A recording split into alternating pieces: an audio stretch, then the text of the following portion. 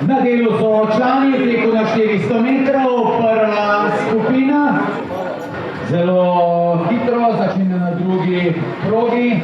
Movalec pa gremo, kako bo v nadaljevanju, ko se bodo ob vstopu v ciljno ravnino stvari bolj postavile na svoje mesto.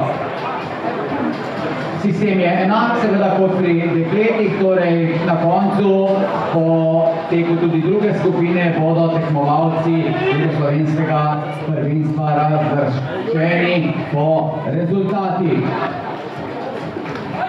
Na 8. progi gladko in zanesljivo prihaja v cilj s časom 49:01.